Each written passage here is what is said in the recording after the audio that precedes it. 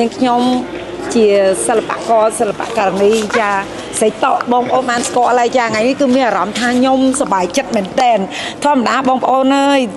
បងប្អូនទាំងអស់គ្នាក៏មានអារម្មណ៍ដូចខ្ញុំដែរពេលដែលបងប្អូនចំណាយលុយទៅចង់បានរបស់មកវិញអញ្ចឹងមួយរយៈនេះបងប្អូនតែងតែពិបាកចិត្តដូចតែនាងខ្ញុំអញ្ចឹងប៉ុន្តែឥឡូវនេះថ្នាក់ដឹកនាំបានគិតគូរដល់ប្រជាពលរដ្ឋយើងចាទូទាំងប្រទេសទាំងអស់ហើយជាពិសេសបងប្អូនអ្នកទិញបូរីហ្នឹង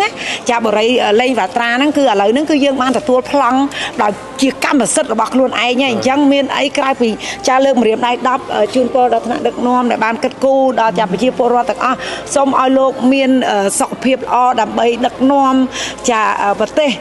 ទៅរកសន្តិភាពចាអរគុណសន្តិភាពមែនតើបានប្រជាពលរដ្ឋចារស់រានមានជីវិតចាជាពិសេសគឺថាឲ្យតែមានសន្តិភាពគឺប្រជាជនយើងគឺថា